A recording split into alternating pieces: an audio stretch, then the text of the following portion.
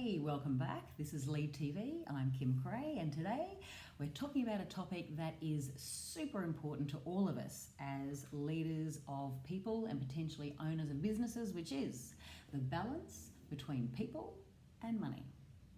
Now, this is such an important topic, as I said, because in a service industry like ours, if we want to grow our business, we can't just jump in there and do it all ourselves. Okay, we might be incredibly talented with spreadsheets and goals and all sorts of things like that, but at the end of the day, if you want to scale your business, you need to be able to build a team, and you will get the results you want through the actions of those team members, right? So we have to master this skill of being able to get results through other people. Now, that is going to take a balance, as we say. The problem with that is that naturally we will usually fall either one way or the other. Most of us will naturally be either far more people-oriented than results and performance-oriented, or maybe we're the other way. Maybe we're far more results-oriented and we find the people aspect a real challenge. Now, that's fairly normal, but of course it is going to have an impact in your business, because wherever we're not strong, there's going to be a problem, or it's going to have an effect, or it's going to have a cost, if you like, to the business. So we're always working really hard to try and strengthen the side where that doesn't come so naturally, to build a business that's strong in both areas and become a more balanced leader. Okay, so I guess in our industries, in any service industry, but particularly the hair or beauty or spa industries, by nature, if we want to be a little bit stereotypical, what we often find is that we are far more people-oriented, okay? We derive great satisfaction from making other people feel happy, look amazing, okay? It's all heart-centered, it's all about them, okay? So you can see quite naturally, majority of salon owners are going to be naturally people-oriented, okay? Why is that a challenge? Well, if it goes too far and the other side is not developed, here's what can happen. You will often hate upsetting your team and do almost anything to avoid upsetting your team, including resolving problems that need to be resolved, okay? There is a real need to be liked. You need to be their friend, and you struggle with making the tough calls, the tougher decisions, the decisions that your business needs you to make as the leader of that business, but you're kind of hung up on, but what if that, what if that upsets someone? And it's not about riding roughshod over stuff either, but if you're ignoring obvious problems in the business for fear of not being liked, we've all of a sudden become quite ineffective as the leader, okay?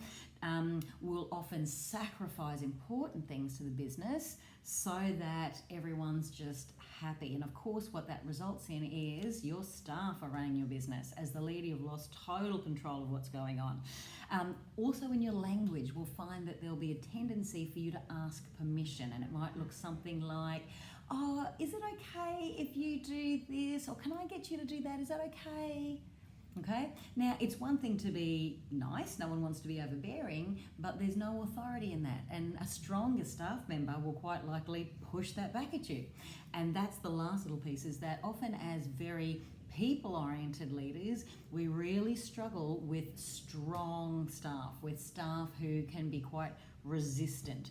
And also we have a fear, terrible fear of losing staff, okay? We don't want to deal with this problem. We let performance that is way understanded become normal, because we feel like I can't say anything because I can't afford to lose that person. Or you've got someone who's being quite, strong or bullying or whatever it is, a behavior that's just not okay, and you think, I can't afford to be short-staffed, I can't, right? So they're all the signs of someone who is way too far toward the people scale, okay?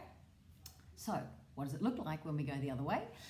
If we go too far toward the money side, the performance side, and I guess we've all worked for one, so all the people-oriented people, leaders out there, wouldn't you say, we've all worked for someone that we felt was all about the money. They didn't care about me, all they wanted was the dollars. you kind of feel like if you collapsed on the floor, they'd kind of step over you, to get to the next client or push you out of the way to bring the next staff member in. And there lies the challenge with leaders who can be very, very performance driven or task driven without having developed the skill of building relationships and bringing people with you. Okay, here's what that looks like. You will often struggle with a very high level of staff turnover because your staff just don't feel valued. They don't feel respected. They don't feel important to you. They feel like a bit of a machine that is there just to keep working, and at the minute they can't keep working, they're of no value to you whatsoever. That builds resentment, okay? So you will have staff who will do whatever you're asking as long as you're there, breathing down their neck if you like, but the minute you step out of that business, the minute you're on holidays, the minute you take that focus off, performance drops. Why? Because they don't want to do it, and they certainly don't want to do it for you. So the minute that pressure comes off, they just don't do it. Also, wherever we see lots of resentment, hate to admit it, but we also see higher levels of theft, because it's kind of like, I feel entitled to, I feel like this is justified, okay? So we get, as we said, high staff turnover. We just can't seem to hang on to staff. We get really lumpy, uneven results, and we get a culture and a morale that is really low and quite resentful, okay? So again, in our industry where our success, our growth, our results come through the actions of our staff, you can see the challenge that presents, because you need to get the performance that you want through the people on your team, okay? So too far either side is going to have consequences. So it's, as a leader, we can no longer say that's just how I am. We have to say, okay, I can see that my natural tendency is to lean this way. There are some good parts about that, but I have to be really mindful and really aware and on the lookout for these issues if I see them pop up. If they do pop up, right, I need to work on that. I need to strengthen, I need to muscle up in those areas, and to become a little bit more balanced so that you don't neglect either side of the business, okay?